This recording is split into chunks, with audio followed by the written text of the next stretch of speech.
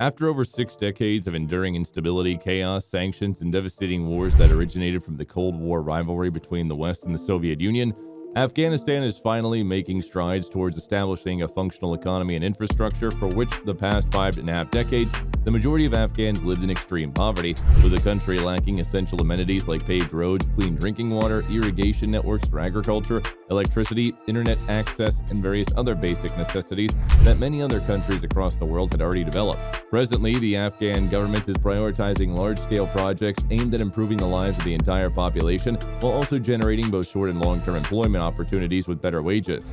Afghanistan's main challenges lies in the fact that although resources are available, more than 60% of households struggle to afford food due to high unemployment rates and inadequate income. Now, let's delve into some of the prominent Afghan megaprojects. It became evident that the Afghan capital, Kabul, was deteriorating rapidly. Despite being perhaps the only relatively developed city in the country, Kabul faced immense challenges. In the mid-1980s, its population stood at 700,000. However, the U.S. invasion of Afghanistan in 2001 and the subsequent 2 decades of turmoil resulted in over 3 million internal refugees relocating to Kabul. This influx placed immense strain on the city's infrastructure and made it nearly uninhabitable due to overcrowding.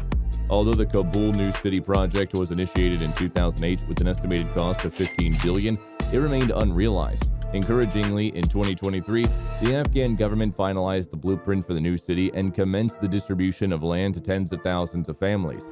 Construction work is underway for essential infrastructure such as water supply, electricity, sewage systems, and road networks in Kabul. However, there is a shortage of funds to support these projects. In August 2023, the Afghan government entered into an agreement with the Kawar Construction Company to develop housing and related infrastructure for a population of 3 million people. The Kabul New City project spans over 40,000 hectares and is located in the northern part of Kabul. It encompasses areas from the Dasabs, Shakardara, Karaktabab, Estalith, and Kalakan districts. This ambitious project is expected to create a significant number of jobs, with estimates suggesting the generation of around 1.2 million employment opportunities across both public and private sectors. The original design for this urban mega project, possibly to be implemented, was created by the French and firm Architecture Studio. This project is guided by sustainable development principles, emphasizing the conservation of natural resources, access to clean drinking water and energy, as well as opportunities for education and employment. As people start moving into this advanced and sustainable city, rehabilitation projects for downtown Kabul will also commence. To facilitate private foreign investments in this project, the Afghan government has established the Independent Board of Kabul New City Development, which operates independently of the government and is not subject to sanctions. The next project centers around Afghanistan's strategic location, nestled between China, Iran, Pakistan, and Central Asian states. The Kafarat Railway project is part of a proposed $2 billion 5-nation railway corridor connecting Iran, Afghanistan, Tajikistan, Kyrgyzstan, and China. This ambitious railway, spanning 2,000 kilometers, begins in Herat and extends to the Afghan-Tajik border.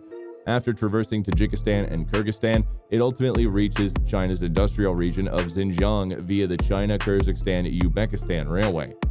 The Kafarat Railway project will also establish a connection with India. In May 2023, Afghanistan and Iran successfully conducted the initial trial run of the Kafarat Railway.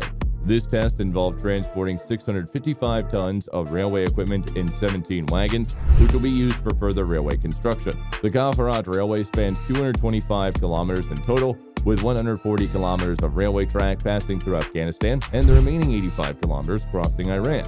Upon its completion and connection to other nations building their sections, Afghanistan will serve as a crucial transportation hub for goods and commodities.